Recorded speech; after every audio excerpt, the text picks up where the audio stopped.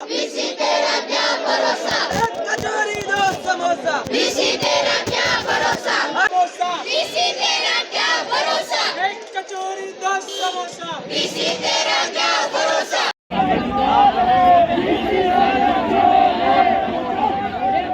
ધોરણ 12ના પરિણામો જાહેર થયા બાદ વડોદરાની મહારાજા સયાજીરાવ ગાયકવાડ યુનિવર્સિટી ખાતે કોમર્સ ફેકલ્ટીમાં એડમિશન પ્રક્રિયા શરૂ કરવામાં આવી હતી। આ વખતે સ્થાનિક વિદ્યાર્થીઓ માટેની અનામત રદ કરવામાં આવતા વિદ્યાર્થીઓ અટવાયા હતા। ત્યારે આ વખતે કોમર્સ ફેકલ્ટીમાં 75% પ્રવેશ બંધ થયો હતો, જેને લઈને વિદ્યાર્થી સંગઠનો તેમજ પૂર્વ સેનેટ સભ્યો અને વાલીઓમાં પણ આક્રોશ જોવા મળ્યો હતો। છેલ્લા 2 દિવસથી આ મામલે ગરમાવો જોવા મળે છે।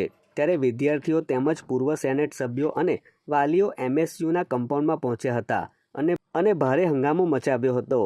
સૌ કોઈ એક જ માંગ કરી રહ્યું હતું કે સ્થાનિક વિદ્યાર્થીઓ એડમિશન વગર રહી ન જાય અને તમામને એડમિશન મળે। આ યુનિવર્સિટી અમારી યુનિવર્સિટી અમે અહીંયાથી જ પાસ થયા છે, ત્યારે વડોદરાના જ વિદ્યાર્થીઓ જો પ્રવેશથી વંચિત રહી જતા હોય તો આ નિર્ણય ખૂબ જ ખોટો અને આ જ પરિસ્થિતિ આવનાર વર્ષો પછી ચાલુ રહેશે।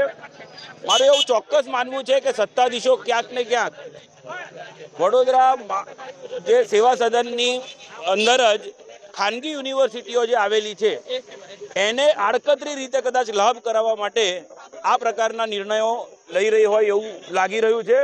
પરંતુ અમે પૂર્વ વિદ્યાર્થીઓ આ યુનિવર્સિટીએ સારામાં સારા જસ્ટિસ આપેલા છે, સારામાં સારા વકીલો આપેલા છે અને આ કાયદાના જે જાણકારો છે અમે બધા એકત્રિત થઈને છેલ્લા શ્વાસ સુધી જે કંઈ કરવું પડશે અમે કરીશું। પછી એ ગાંધી ચિંધ્યા માર્ગે હોય કે આક્રમક આંદોલન કરવું પડે કે જેલ પણ ભરવી પડે, જે કંઈ કરવું પડશે તમામ પરિસ્થિતિમાં અમે લડી લેવાના મૂડમાં છે।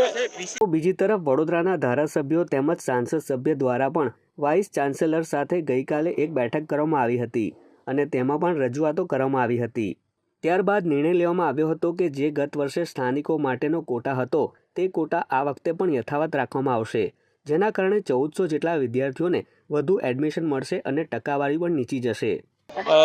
ગઈકાલે રાત્રે મોડી સાંજે MP શ્રી તેમજ તમામ ધારાસભ્યો શ્રી સાથે મિટિંગ કરી અને એવો નિર્ણય લેવામાં આવ્યો છે કે ટોટલ જે સંખ્યા છે તેમાંથી આ વખતે 70% વિદ્યાર્થીઓ વડોદરાના લોકલને એડમિશન આપવા માટેની યાદી બહાર પડી હતી।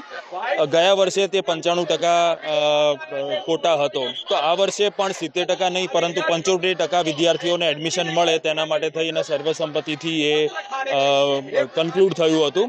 એટલે ટોટલ સીટ્સની અંદરથી 95% એટલે આશરે 70%થી લઈ અને 75% વચ્ચેનો ડિફરન્સ છે એ લગભગ 1400 સીટ્સ જેટલો છે। એટલે 1400 વધારાની સીટ્સની અંદર વડોદરાના લોકલ સ્ટુડન્ટ જનરલ કેટેગરીના આવરી લેવાય તેવી પોસિબિલિટી ઉપર નિર્ણય લેવાયો હતો।